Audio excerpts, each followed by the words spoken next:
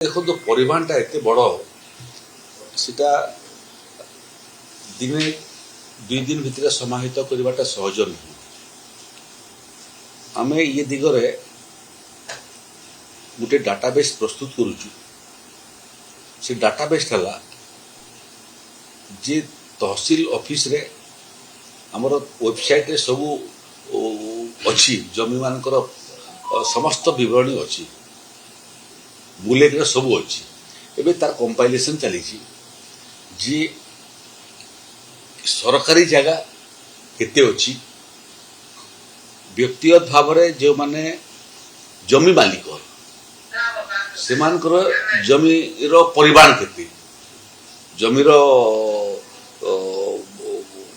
अधिकारी केते जन संख्या एवं परिमाण केते।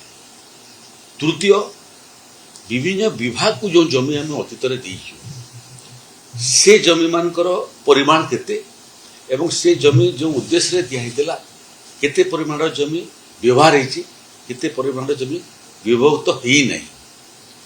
एवं चतुर्थ विषय है जे केते जमी जबरदखल रे अछि।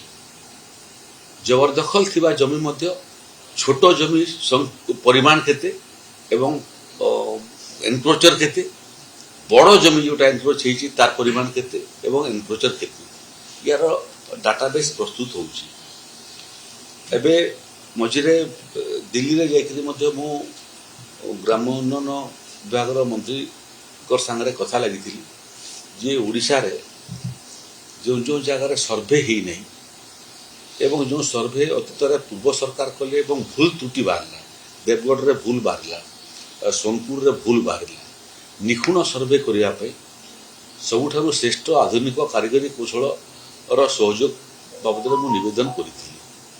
आज गोटे एसओपी आम प्रस्तुत करूँ जे सर्वे ही न जगह को सर्वे करने पूरा पूर्वतन एसीएस रेवेन्यू ताकू अध्ययन कर मो पाखु फाइल पठे किंतु फाइल टाक पुणी मु नुआ एसीएस रेवेन्यू पाखु पठे दृष्टिगोचर को आसू और सेठी अध्ययन करूँ। तो ये थोड़े ये सर्वे हो गले आमर परवर्ती पदक्षेप हम जे ओडिशार जिते जमी अच्छी विभाग जमी हो जबरदखल जमी हो सरकार जमी हो अनुष्ठान जमी हो किंबा शिल्प जमी हो ये थोड़े डाटाबेस प्रस्तुत हो गले प्रकृति आम एवं ओडिशावासी जानापी स्थिति को आसबे जे राजस्व जमी केते केते ठीक भाव में व्यवहार होती केते ठीक भाव में व्यवहार होनी केते जबरदखल होती एवं जबरदखल भितर केते जन गरीब जो मैंने घरडीह खंडे नहीं घर खंडे बन यहाँ थरे प्रस्तुत है तार संपूर्ण कंप्यूटरीकरण करने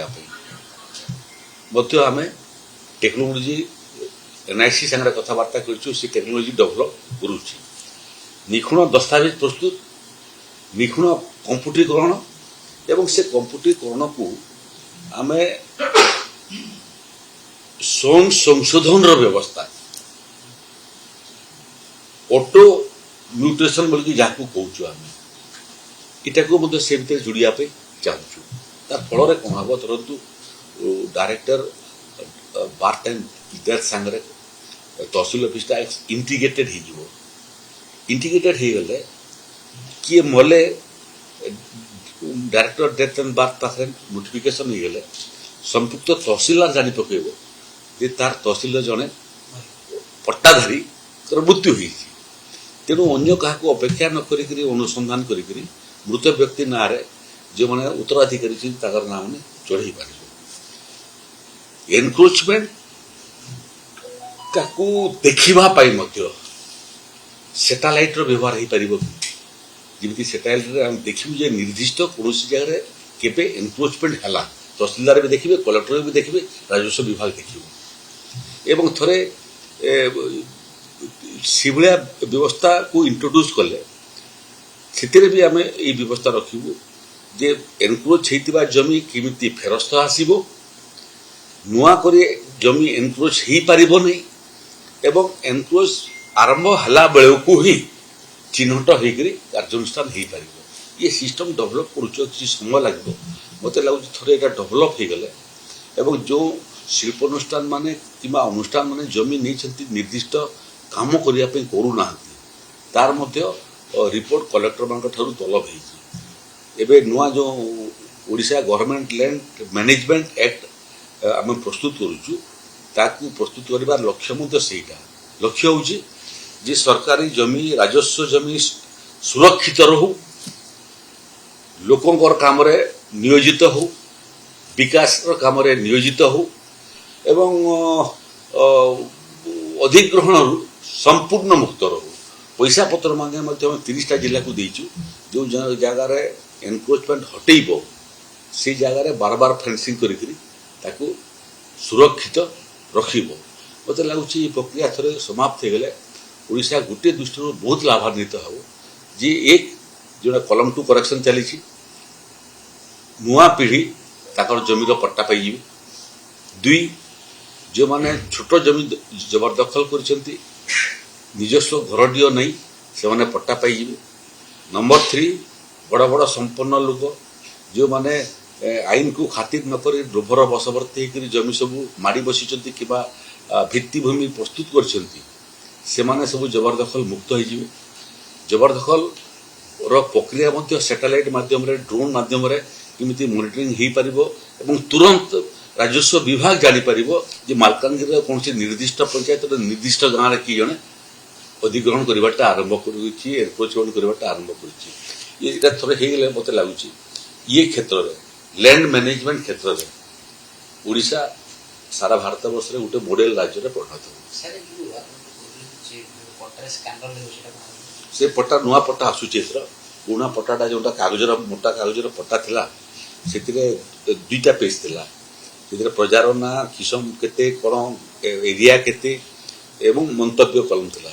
ଏବେ କେନ୍ଦ୍ର ସରକାର ଏବଂ ରାଜ୍ୟ ସରକାର ମିଶିକରି ଉଭୟଙ୍କର ଉଦ୍ୟମରେ ଗୋଟେ ନୂଆ ପଟ୍ଟା ଆମେ ଇଣ୍ଟ୍ରୋଡ୍ୟୁସ୍ କରୁଛୁ। ସେ ପଟ୍ଟାଟା ଇଲେକ୍ଟ୍ରୋନିକ୍ସ ଚିପ୍ ଯୁକ୍ତ ପଟ୍ଟା ହେବ। ତା ଅର୍ଥ ହେଲା ଯେଉଁ QR କୋଡ୍ ସେଥିରେ ଲାଗିବ ସେ ତାକୁ ସ୍କାନ୍ କଲେ ସେ ନିର୍ଦ୍ଦିଷ୍ଟ ଜମିର 50-100 ବର୍ଷର ପୁରା ଅତୀତ ଜଣାପଡ଼ିଯିବ। ସର୍ଭେ ସେଟଲମେଣ୍ଟ ସମୟରେ କ'ଣ ହେଇଥିଲା, ପରବର୍ତ୍ତୀ ସେଟଲମେଣ୍ଟ ସମୟରେ କ'ଣ ହେଲା, କିଏ କାହାକୁ ବିକିଛି, ଯେଉଁଟା ଆମେ ଇସି ଆପ୍ଲାଏ କରୁଛୁ ବର୍ତ୍ତମାନ। ଆଉ ଇସି ଆପ୍ଲାଏ କରିବାକୁ ପଡ଼ିବ ନାହିଁ, ପଟ୍ଟାଟା ସ୍କାନ୍ କରିଦେଲେ ତାର ସମ୍ପୂର୍ଣ୍ଣ ହିଷ୍ଟ୍ରି ଜନ୍ମ ବୃତ୍ତାନ୍ତ ବାହାରିଯିବ। ଏବଂ ସେଥିରେ ଆଉ ଗୋଟେ ଲାଭ କ'ଣ ଦେବ ଯେ ଏ ଯେଉଁ ଠକମାନେ ଯେଉଁ ଜମି ବିକ୍ରି କରିଦେଉଛନ୍ତି ଲୋକଙ୍କୁ ଭୃତେଇ କରି, ଇଏ ଚିପ୍ସ ଆସିଗଲେ ପଟ୍ଟାରେ ବି ଚିପ୍ସ ରହିବ, ଇଲେକ୍ଟ୍ରୋନିକ୍ସ ଚିପ୍ ରହିବ ଏବଂ ତହସିଲ ଅଫିସ୍, RI ଅଫିସ୍ ମାନେ ମଧ୍ୟ ସେ ଚିପ୍ସ ସାଙ୍ଗେ ଯୋଡ଼ିକି ରହିବେ। ତେଣୁ କିଏ କାହାକୁ ଠକିକରି ଜମି ବିକ୍ରି କରିବା ପାଇଁ ଉଦ୍ୟମ କଲେ ସାଙ୍ଗେ ସାଙ୍ଗେ RI ତହସିଲ ପର୍ଯ୍ୟନ୍ତ ତଥ୍ୟ ଖବର ପଳେଇ ଆସିବ ଯେ କିଏ ଗୋଟେ ଠକିବାଟା ଆରମ୍ଭ କରିଛି ଏବଂ ଠକେଇ ହେଉଥିବା ବ୍ୟକ୍ତିକୁ ସମ୍ପର୍କ କରିକି ଆମେ ତାକୁ ଠକେଇରୁ ମୁକ୍ତ ମଧ୍ୟ କରିପାରିବୁ। ବ୍ୟାପକ କାରିଗରୀ କୌଶଳ, ଆଧୁନିକ କାରିଗରୀ କୌଶଳକୁ ବ୍ୟବହାର କରିକି ଓଡ଼ିଶାକୁ ରାଜସ୍ୱ ଜମି ବନ୍ଦୋବସ୍ତ ମାମଲାରେ, ରାଜସ୍ୱ ସେବା ପ୍ରଦାନ କରିବାର କ୍ଷେତ୍ରରେ ଏବଂ ପ୍ରାକୃତିକ ବିପର୍ଯ୍ୟୟକୁ ମୁକାବିଲା କରିବାରେ ଆମେ ଯେଉଁ ଦିଗରେ ଯାଉଛୁ ଲକ୍ଷ୍ୟ ଏଇଟା ଅଛି ଯେ ଏ ସବୁ ସେବା ପାଇଁ ଓଡ଼ିଶାକୁ କେମିତି ଆମେ ଆଗାମୀ ଦିନରେ ସାରା ଭାରତ ବର୍ଷରେ ଏକ ମଡେଲ ରାଜ୍ୟରେ ପରିଣତ କରିବୁ।